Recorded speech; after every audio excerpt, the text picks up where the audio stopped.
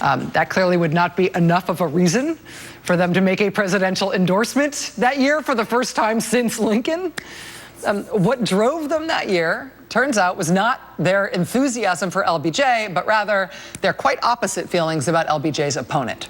It was their horror that Barry Goldwater might become president. Goldwater was the Republican nominee that year.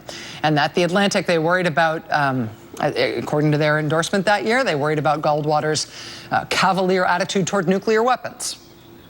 On civil rights, they worried that his proposal to let states in the Deep South make their own decisions on segregation and civil rights, they worried that that would ultimately establish a kind of American apartheid. They said it would have us, quote, stumbling down the road taken by South Africa, which I think actually is a very good point and probably true. They clearly disagreed with Barry Goldwater on the issues of the day. They were, frankly, just scared about the prospect of him being president. They said they distrusted his capacity for judgment.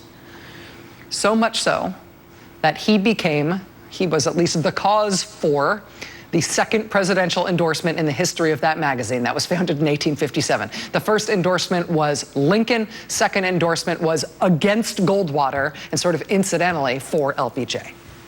Well, now, with that as their entire history since they were founded in 1857, now they have made their third endorsement. This afternoon, The Atlantic crossed the presidential line for only the third time in its history with what, honestly, again, were sort of measured words of praise for Hillary Clinton. They're not exactly doing backflips over Hillary Clinton. And it is not that they have political lust for Hillary Clinton. In fact, they spell it out. They say, if Hillary Clinton were facing Mitt Romney or John McCain or George W. Bush, or for that matter, any of the leading candidates Donald Trump vanquished in the Republican primaries this year, we would not have contemplated making this endorsement. Because they don't make endorsements, right? I mean, two since 1857? They don't make endorsements. But the reason they broke that rule and they made this endorsement today is because, of course, who Hillary Clinton is running against.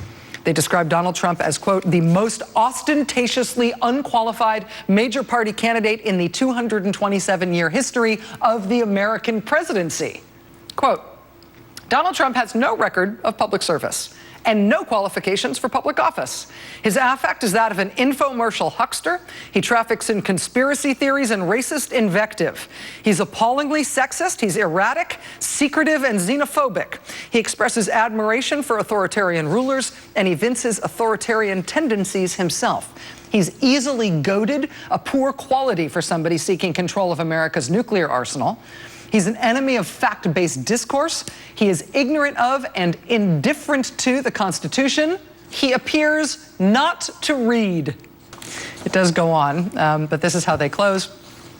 We believe in American democracy, in which individuals from various parties of different ideological stripes can advance their ideas and compete for the affection of voters. But Trump is not a man of ideas. He is a demagogue, a xenophobe, a sexist, a know-nothing, and a liar.